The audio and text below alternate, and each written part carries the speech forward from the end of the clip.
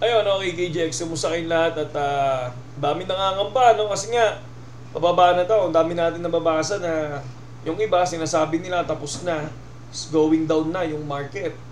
Ako naman, for me hindi pa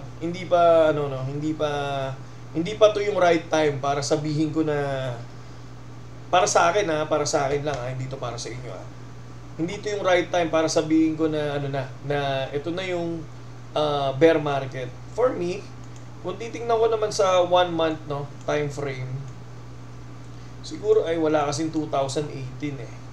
Wala kasing 2018. So kung mapapansin nyo yung 2018, ayun yung bull market, no? So umangat siya. O kunyari, kung nandito sa side na to. Yan, kunyari ito siya, no? Itong side na yan, siguro siya yan. Yan siya. Yan. For example lang yan. Tapos, kung mapapansin nyo, biglang nag-drop siya, and then, paangat siya dito sa area na to, parabolic yung dating eh. Di ba? Paangat siya, parabolic, and then nagkaroon ng bull market ng 2021. So ito nga yun. Ayan. No, pagdating ng March, akala natin yun na, nag-drop.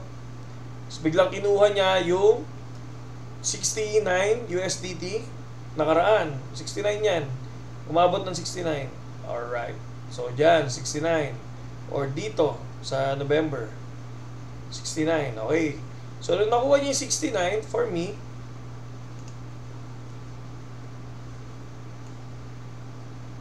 possible, ito, isa sa resistance natin. Si 69, okay? So ngayon, kung mapapansin natin, dito sa area na to, kung nasan yung lipad, kung nasan yung bull run dito sa 2018, ayan yung kinuha niya muna na resistance, siguro. So ayan yun. Siguro yan, yung area na yan, tapos nadagdagan sila, or dito sa area na to. Yan, ito yung nilipad niyan. Yan, itong mga to. Based sa analyzation lang natin kasi wala yung 2018 eh. Sample lang to. And then dito, kung titingnan natin, every bull run, I think lumilipad dyan. No, lumilipad ng 20%, parang nasa 20% o 25%. So far, andito tayo sa area na to. No, na kung saan, nakuha niya na yung pinaka-bull. Nakuha niya na yung pinaka-bull run natin, no? Nakuha na niya. So, yan sa 69. So, nakuha niya na yan. For example lang, Ngayon, nung nakuha niya, umangat tayo dito ng konti, kaditing, no? So, hindi pa tulad nito, na from 69 to 20. So, parang nasa 50%. So, ako, possible, nag-retest lang siya ngayon sa 4 hours time frame. So, tingnan natin. I think retest lang yung nangyayari dito. So, retest, siguro mga 1 month, mga ganyan. No, possible, kunin ulit yung area pataas, no? Or kung sinasabi nila na ang bull run ay 2025. So, I think parang ito na yung buwelo nito, for me, Ito na yung buwelo nito. At kung matutuloy ang bull run, I think kung 62 yung nakaraan, 62, no? Ay, 69. For me, nasa 90, 95, parang gano'n. 95 ang expected ko na bull, na taas ng market pagdating ng bull run, no? Wala pa ako dun sa 120.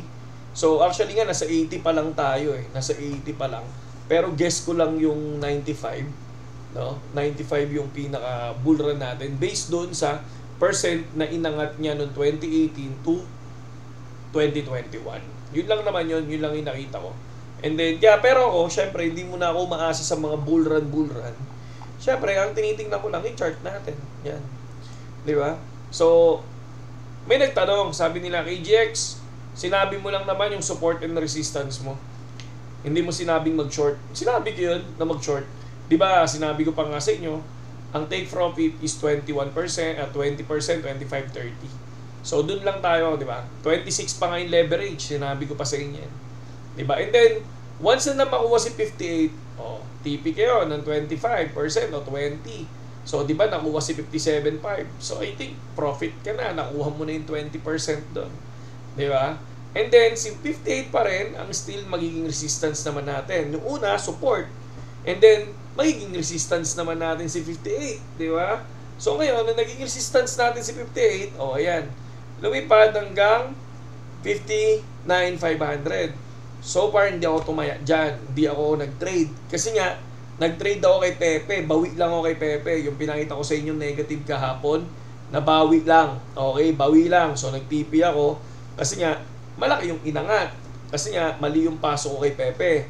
So, yun yung ginagawa ko ngayon. Bali, nag-check ako ng mga memes. So far, BTC, hinihintay ko yung 60K. So, naka-trigger na ako dito. Tingnan nyo, laki pa ka ng ano ko. Ang laki pa nga nung ating margin. So, 1,055. Diba? Ang laki pa niyan. So, testing ako. Pero yan, kapag malalaki yung margin natin, pinapakita ko lang yung percent. Hindi ako nagpapakita ng trade kapag malaki yung margin ko. Kasi mahirap na. Diba? So, yan. Ganyan lang ako. 60K hinihintay ko, NC58. Hindi ako mag-trade dito sa middle. Hindi ako mag-trade ng 59 or something. Tingnan nyo, hindi gumagalaw sa 59. Di ba? Hindi siya masyadong gumagalaw. So, hinahayaan ko lang. So, inihintay natin yan, 60K and 58. Okay? So, mga gusto pumasok sa Bitget, pasok lang sa link natin sa description. Mga Lodi. Di ba? Tapos, subscribe na rin kayo, no? Tapos, like lang sa Facebook page and sa Twitter natin. Follow lang. Di ba? Tapos, nandun lang sa bio yung Bitget natin. Okay? Saludo kay JX. Yun lang. Simple lang.